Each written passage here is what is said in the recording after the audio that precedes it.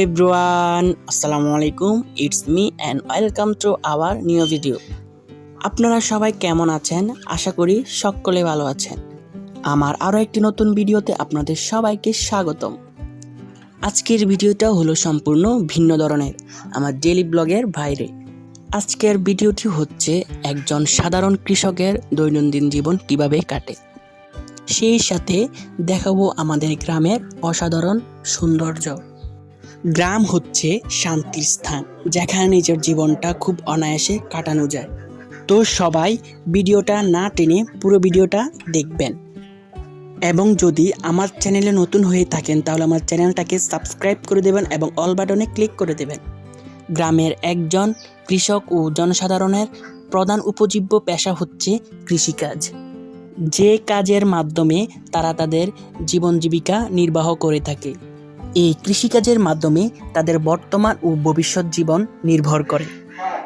তাদের উৎপাদন যদি ভালো হয় তাহলে তাদের মুখে হাসি ফুটে ওঠে, আর তাদের উৎপাদন যদি খারাপ কিংবা ক্ষতি হয় তাহলে তাদের জীবনে নেমে আসে বিমর্ষ কালো অন্ধকার। ধান ক্ষেতের সৌন্দর্য দেখে আমার মনে পড়ে গেল সেই বিখ্যাত কবি জসিমউদ্দিনের লেখাটি।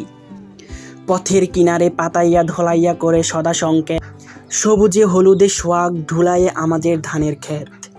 ছড়ায় ছড়ায় জড়াজড়ি করে বাতাসে দলিয়া পড়ে, ঝাঁকে আর ঝাঁকে টিয়া পাখিগুলো শুয়েছে মাঠের পরে। কৃষাণ কনের বিয়ে হবে তার হলদি কোটার শাড়ি, হলুদে ছুপার হেমন্ত রোজ কোটি রুদ্রেখা নারী। মাঝে মাঝে এর পাকিয়েছে ধান, কোনোখানে পাখে নাই, সবুজ শাড়ির অঞ্চলে যেন ছোপ লাগিয়েছে তাই। আজান গায়ের কৃষাণ কুমারী এখান দিয়ে যেত, সোনার পায়ের ছিন্নগুলিরে গেছে এর বুকে পেতে। তার এই সুন্দর লেখাটি আজও প্রত্যেক মানুষের মনে মনে গেঁথে আছে, সেই অপরূপ সৌন্দর্য, সেই অপরূপ লীলাভূমি, যা একজন কৃষকের খুবই কাছে। একজন কৃষক সকালে মাঠে আসে আর সারাদিন অক্লান্ত পরিশ্রম করা বিকেলে বাড়িতে ফেরত যায়। এত অক্লান্ত পরিশ্রম করার পর যদি ধানের ফসল ভালো হয়, তাদের এই পরিশ্রম আর মনে থাকে না, যেন এই সোনালি সন্ধ্যায় তাদের জীবনে খুব ভালো সময় নেমে আসে। তো গাইস, এটা হচ্ছে আমাদের গ্রামের অসাধারণ সৌন্দর্য ধান ক্ষেত এবং সবচেয়ে বৃহৎ। আর এটা হচ্ছে ধান ক্ষেতের একদম মাঝখানেই একটা বাগান ছিল। এখানে গ্রামের সকল কৃষক এবং জনসাধারণ সারাদিন কাজ করে দুপুরবেলায় একটু বিশ্রাম নেয়। চারদিকে কোলাহলপূর্ণ পরিবেশ এবং মনোরম দৃশ্য আমাদের গ্রামটাকে করে তুলেছে আরও আকর্ষণীয়, আরও সৌন্দর্য, আরও মনোরম পরিবেশ।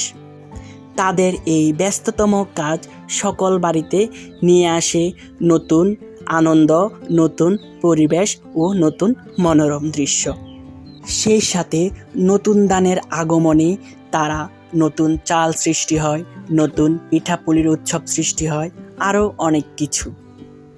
বিকাল হলে শুধু কৃষকরা নয়, জনসাধারণ মানুষরা নয়, সেই সাথে চলে আসে ছোট বড় ছেলেমেয়েরা, তারা ঘুরে ওড়ায়, বিভিন্ন খেলা খেলায় এবং আরও অনেকেই দর্শক হিসেবে তা দেখে উপভোগ করে।